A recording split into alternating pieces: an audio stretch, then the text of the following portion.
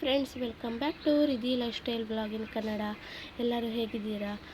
ನಾನಿವತ್ತು ಬೆಳಗ್ಗೆನೇ blog start ಮಾಡಿದ್ದೀನಿ. ಹಾಗೆ ಇವತ್ತು ವಾರ ಬಂದು ಶುಕ್ರವಾರ, ಪೂಜೆ ಕೂಡ ಮಾಡಲಿಕ್ಕಿತ್ತು. ಹಾಗೆ ನನ್ನ ಮಗಳಿಗೆ ಕೂಡ ಸ್ಕೂಲ್ ಸ್ಟಾರ್ಟ್. ಹಾಗಾಗಿ ಹಿಂದಿನ ದಿವಸ ನಾನು ಧರ್ಮಸ್ಥಳ ಸುಬ್ರಹ್ಮಣ್ಯದ ಬ್ಲಾಗು ಕೂಡ ಹಾಕಿದ್ದೆ. ಹಾಗೆ ರಾತ್ರಿ ಕೂಡ ಬೇಗ ನಾವು ಮಲ್ಕೊಂಡಿದ್ವಿ. ಹಾಗೆ ಬೆಳಗ್ಗೆನೇ ಬೇಗನೆ ಎದ್ದು ದೇವರ ಸ್ಟ್ಯಾಂಡ್ ಎಲ್ಲ ಕ್ಲೀನ್ ಮಾಡ್ತಾ ಇದ್ದೀನಿ. ಹಾಗೆ ಅಮ್ಮ ಕೂಡ ಮನೇಲಿದ್ದ ಕಸ ಎಲ್ಲ ಇರ್ತದಲ್ಲ, ಹಾಗೆ ಅದನ್ನೆಲ್ಲ ಬಿಸಾಡಲಿಕ್ಕೆಲ್ಲ ಹೋಗ್ತಾಯಿದ್ರು. ಹಾಗೆ ಆಲೂಗಡ್ಡೆ ಕೂಡ ಖಾಲಿಯಾಗಿತ್ತು, ದೋಸೆ ಮಾಡಿದ್ವಿ, ಅದಕ್ಕೆ ಪಲ್ಯ ಮಾಡಬೇಕಿತ್ತು. ಹಾಗಾಗಿ ಆಲೂಗಡ್ಡೆ ಕೂಡ ಅಂತ ಹೇಳ್ತಾ ಇದ್ದೆ.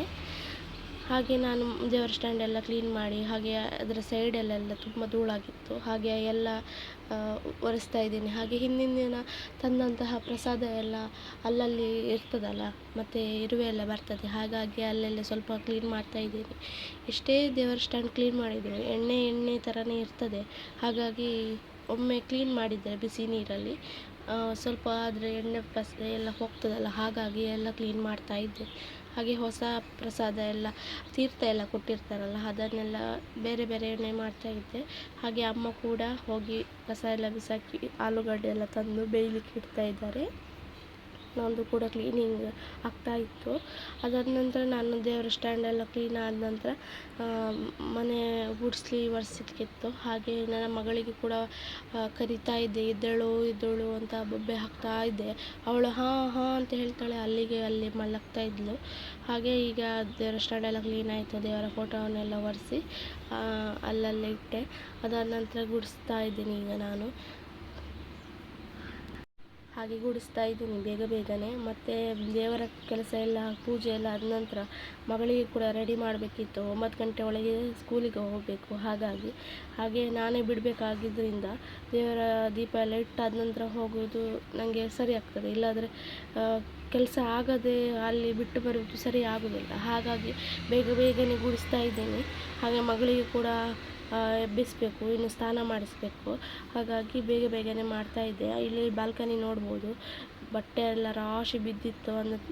ನಾವು ಹಿಂದಿನ ದಿವಸ ಧರ್ಮಸ್ಥಳಕ್ಕೆ ಹೋಗಿದ್ದರಿಂದ ರಾತ್ರಿ ಬಂದು ಒಗ್ದು ಹಾಕಿದ್ದೆ ಬಟ್ಟೆ. ಕೆಲವು ಒಣಗಿತ್ತು, ಕೆಲವು ಒಣಗಿರಲಿಲ್ಲ. ಹಾಗೆ ತುಂಬ ಬಟ್ಟೆ ಸಹ ಇತ್ತು, ಹಿಂದಿನ ದಿವಸದ ಬಟ್ಟೆ ಕೂಡ ಇತ್ತು.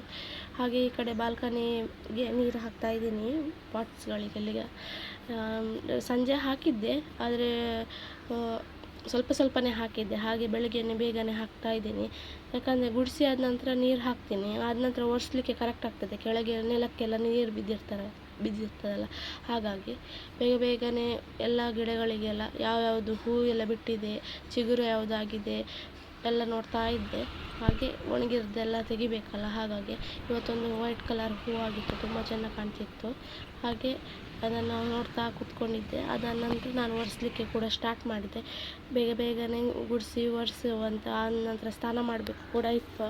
ಹಾಗಾಗಿ ಆದ ನಂತರ ಇವತ್ತು ಹೂ ನಾವು ತಂದಿದ್ವಲ್ಲ ದೇವರಿಗೆ, ಅದು ಬಿಡಿಸ್ಲಿಕ್ಕೆ ಕೂಡ ಇತ್ತು. ಬಿಡಿಸಿ ಇರಲಿಲ್ಲ, ಇಲ್ಲಾದರೆ ಇವರು ಶಾಪಲ್ಲಿ ಹೂವನ್ನು ಬಿಡಿಸಿ ದೇವರ ಶಾಪ್ನಲ್ಲಿರುವ ದೇವರಿಗೆ ಇಟ್ಟು ಅದಂತ ಉಳಿದ ಹೂವನ್ನೆಲ್ಲ ತಂದು ಆಮೇಲೆ ಫ್ರಿಜ್ಜಲ್ಲಿ ಇಡೋದು. ನೆಕ್ಸ್ಟ್ ನಾನು ಶುಕ್ರವಾರ ಯೂಸ್ ಮಾಡ್ತೀನಿ.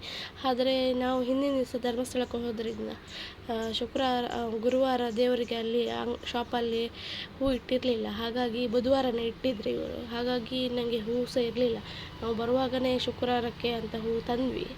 ಹಾಗೆ ಅದು ಕೂಡ ಬಿಡಿಸ್ಲಿಕ್ಕಿತ್ತು. ಹಾಗಾಗಿ ಬೇಗನೆ ಒರೆಸ್ತಾ ಇದ್ದೀನಿ. ಆದ ನಂತರ ನಾನು ಕೂಡ ಹೋಗಿ ಸ್ನಾನ ಕೂಡ ಮಾಡ್ಕೊಂಡು ಬಂದೆ. ಮಗಳಿಗೆ ಕೂಡ ಸ್ನಾನ ಮಾಡಿ ಬಿಟ್ಟೆ. ಅವಳಿಗೆ ಸಹ ಎಬ್ಬಿಸಿ ಬ್ರಷ್ ಮಾಡಿ ಅವಳಿಗೆ ಸಹ ಕೂಡ ಸ್ನಾನ ಮಾಡಿಸಿದೆ. ಅದಾದ ನಂತರ ನಾನು ಹೇಳಿದ್ನಲ್ಲ ಹೂವೆಲ್ಲ ಬಿಡಿಸ್ಬೇಕಂತ, ಹಾಗೆ ಎಲ್ಲ ಹೂವನ್ನು ನಾವು ಬಿಡಿಯಾಗಿ ಹೂ ಇಡ್ತೀವಿ, ಹಾಗೆ ಮಾಲೆಯಾಗಿ ಇಡುವುದಿಲ್ಲ.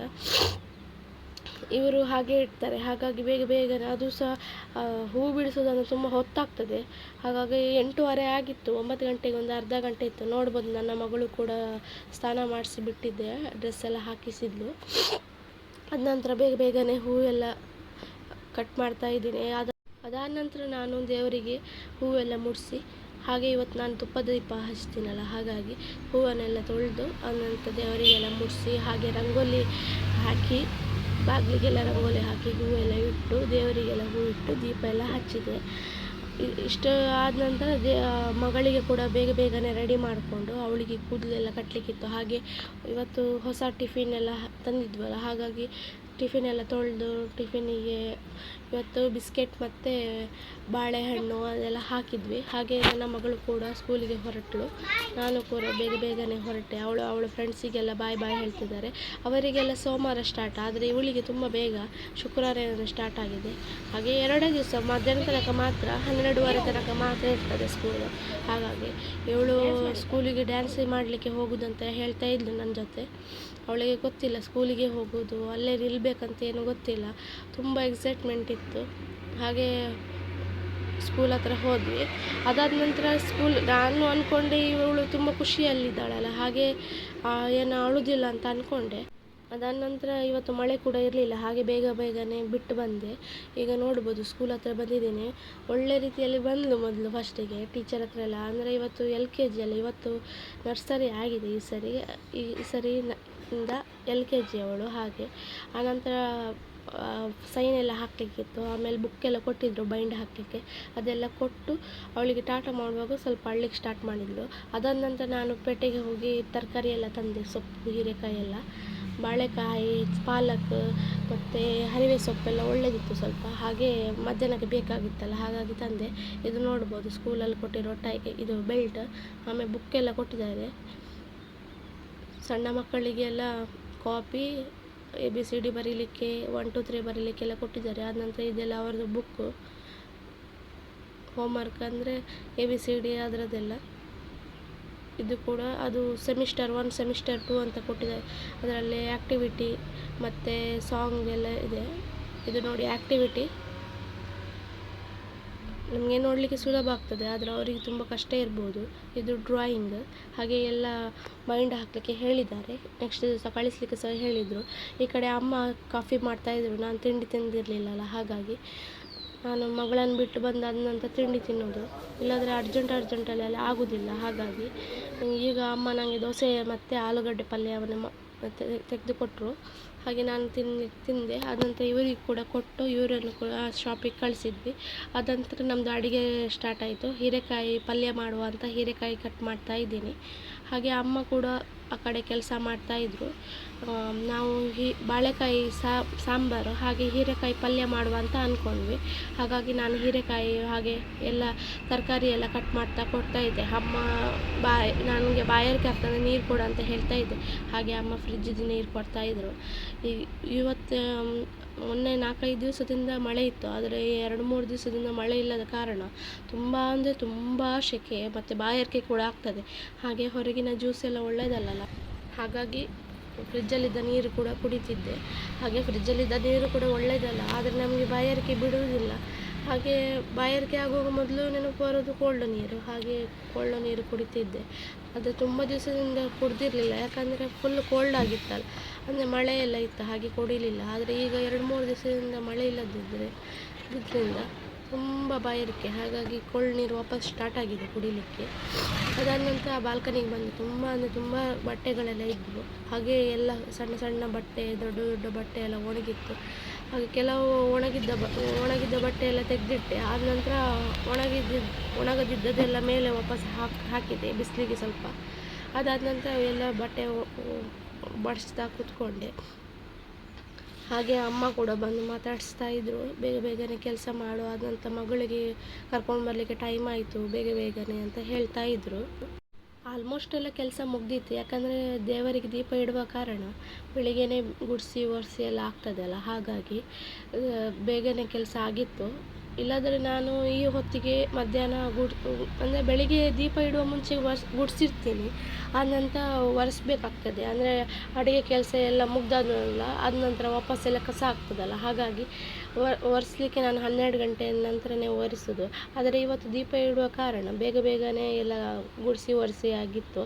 ಹಾಗೆ ಅಡುಗೆ ರೂಮಲ್ಲಿ ಸ್ವಲ್ಪ ಕಸ ಆಗ್ತದೆ, ಅಂದರೆ ಅಮ್ಮ ಒಮ್ಮೆ ಕೆಳಗೆ ಹಾಕ್ತಾರೆ, ನಾವಾದರೆ ಅಷ್ಟು ಹಾಕೋದಿಲ್ಲ. ಅಮ್ಮನವರು ಹಾಗೆ ಅಲ್ಲ, ಆಮೇಲೆ ಗುಡಿಸಿದ್ರೆ ಆಯ್ತು ಅಂತ ಹೇಳಿ ಕೆಳಗೆ ಹಾಕ್ತಾ ಇರ್ತಾರೆ.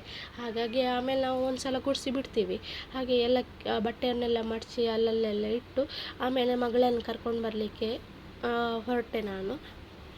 ತುಂಬ ಬಿಸಿಲು ಕೂಡ ಇತ್ತು, ಸ್ವಲ್ಪ ಸ್ವಲ್ಪ ಹನಿ ಕೂಡ ಬೀಳ್ತಾ ಇತ್ತು. ಹಾಗೆ ದೇವಸ್ಥಾನದಲ್ಲಿ ತಂದಂತಹ ಪ್ರಸಾದ ಟೀಚರಿಗೆ ಸ್ವಲ್ಪ ಕೊಡುವ ಅಂತ ತಗೊಂಡು ಹೋದೆ.